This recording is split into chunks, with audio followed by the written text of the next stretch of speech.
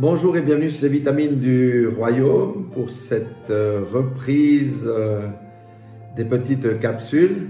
Nous sommes janvier 2022 et je crois que nous allons passer une année merveilleuse de progrès en progrès avec le Seigneur. Le Seigneur m'a mis sur le cœur de vous parler. Quand je dis vous parler, je m'exhorte moi-même aussi au travers de ces prédications, de ces études sur la foi. La foi, le thème de toutes ces vidéos, c'est enfante quelque chose. La foi enfante toujours quelque chose. Donc, il y aura 6 vidéos. La 6e sera consacrée uniquement à des témoignages personnels, du vécu, de ce que j'aurai développé ici pendant les 5 autres vidéos. Et vous allez voir que rien n'est impossible à Dieu. Donc, premier thème aujourd'hui, ça sera foi, grâce et salut. Parce que, on le sait peut-être moins, mais la foi joue un grand rôle dans le salut. Amen. Éphésiens 2,8 déclare ceci d'ailleurs, car c'est par la grâce que vous êtes sauvés au moyen de la foi, et cela ne vient pas de vous, c'est un don de Dieu. La première des choses qu'on doit proclamer, c'est vrai que c'est par grâce que nous sommes sauvés et non par nos œuvres. Cependant, il convient quand même de bien comprendre ce que la parole de Dieu dit. Beaucoup proclament cette vérité ou martèlent cette vérité en omettant la deuxième partie du verset qui dit que c'est par le moyen de la foi. Amen. Or, cette compréhension de l'Écriture est vitale. Alléluia. Et le genre de foi dont il est question ici n'est pas une foi intellectuelle. La croyance intellectuelle ne sauve pas. La foi intellectuelle est par ailleurs stérile car elle est issue de nos raisonnements et produit des œuvres issues de nos raisonnements. La foi intellectuelle croit avec la tête, mais non pas avec le cœur, et disqualifie celui qui la possède. Et vous savez, la foi intellectuelle est comme la foi des démons. Est-ce que vous savez que les démons ont la foi? Oui, Jacques 2,19 le dit clairement. Tu crois qu'il y a un seul Dieu et tu fais bien. Les démons le croient aussi et ils tremblent. Pour moi, ça a été une révélation, ce verset. Vous voyez, ils croient en Dieu, cependant ils sont perdus, n'est-ce pas?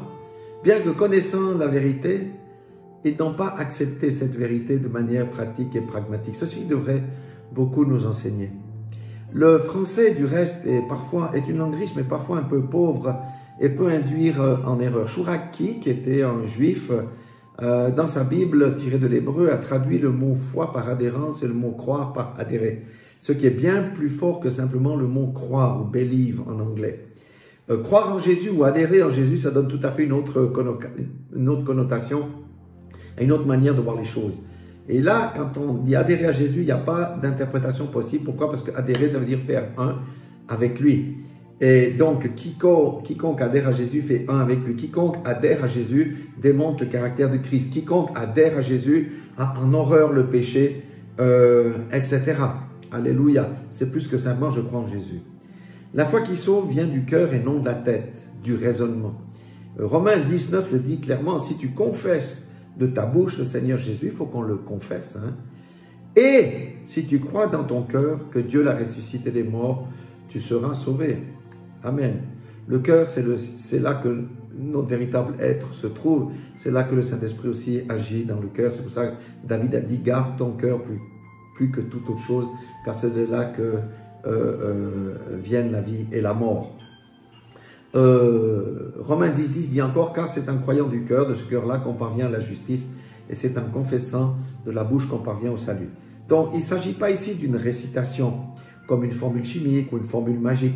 La foi qui vient du cœur, premièrement, c'est l'œuvre du Saint-Esprit, parce que c'est le Saint-Esprit qui commet les cœurs de péché, de justice, de jugement, et pas celle qui est produite par un instinct émotionnel, de louange, ou d'une musique adaptée spécifiquement pour toucher les cœurs. Non, ça ce sont les stratagèmes de l'homme pour toucher les âmes. Celui qui confesse le Seigneur Jésus-Christ de sa bouche reconnaît explicitement qu'il est le Seigneur, le maître de la vie et de la mort, et implicitement aussi qu'il est son Seigneur, le Seigneur de sa vie. Souvent cet aspect est négligé au profit de Jésus, notre Sauveur uniquement. Or, Jésus n'est pas uniquement notre Sauveur. 100% des chrétiens acceptent Jésus Sauveur, mais combien acceptent aussi Jésus en tant que Seigneur ben là le pourcentage descend très très fortement. Or, nous devons savoir que la croix est incomplète si Jésus n'est pas confessé aussi en tant que Seigneur personnel. Amen. Et comment Christ pourrait-il vivre en nous ou dans quelqu'un s'il n'est pas le Seigneur dans la vie de ce quelqu'un? Si nous confessons que Dieu l'a ressuscité des morts, nous confessons également de manière implicite que nous ressusciterons également des morts. Si nous confessons que nous sommes passés du royaume des ténèbres au royaume de la lumière, alors cela doit se manifester concrètement dans notre vie, dans notre marche, dans notre manière d'être. Pourtant, certains chrétiens, lorsqu'on discute, c'est quand même extraordinaire, ont des doutes quant à leur résurrection, ont des doutes quant à la vie après la mort, à la victoire possible du péché dans leur propre vie, à leur capacité à se séparer du monde, à la victoire contre la convoitise, contre Satan et ses hordes de démons. Des doutes. Mais ce faisant, ils nient ainsi la seigneurie de Jésus-Christ sur la vie, sur la mort, sur tout être vivant, spirituel ou humain comme nous. Ils nient la puissance de Christ. Et ils nient dans leur vie la puissance de Christ, ce qui rend leur confession de foi complètement nulle et sans effet. Et c'est très triste en effet de voir comment l'évangile a été maltraité et comment le sacrifice de Christ, de Jésus-Christ, a été galvaudé et amoindri au fil des générations. Nous devons comprendre que c'est la foi en l'œuvre de Christ et tout ce qui en découle qui déclenche la grâce qui produit le salut. La nouvelle naissance intervient et une vie nouvelle s'installe alors dans le croyant sous la guidance du Saint-Esprit.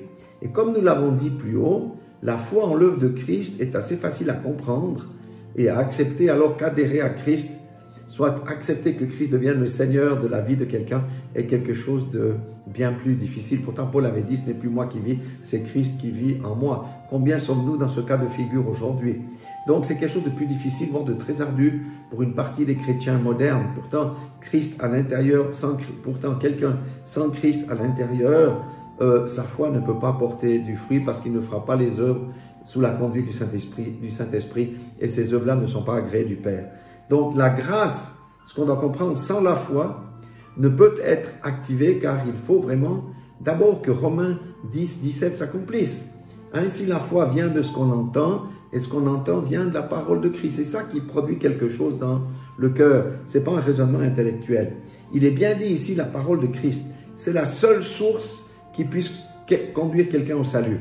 C'est cette parole qui a été prêchée par Pierre juste après la chambre haute et dont 3000 personnes furent converties en un seul jour selon Actes 2:41.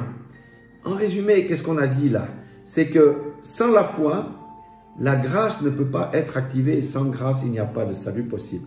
Le salut dans la vie de quelqu'un se manifeste de manière très pratique et se démontre dans sa nouvelle vie, dans sa vie nouvelle sous la houlette du Saint-Esprit et la manifestation de Jésus-Christ réelle dans son caractère, son comportement et les œuvres qu'il accomplit dans le royaume. Parce que Jésus-Christ a besoin de bouche, de main et de pieds pour continuer à vivre tel que le dit la parole. Voilà ce que je voulais dire. N'oublions jamais la foi dans le processus du salut et on peut réfléchir à quel type de foi j'ai eu lorsque j'ai donné ma vie à Jésus. Voilà. Soyez tous bénis dans le nom puissant de Jésus-Christ et ne manquez pas les autres vidéos qui seront très très éclairantes et qui vont encore approfondir la chose. Soyez bénis.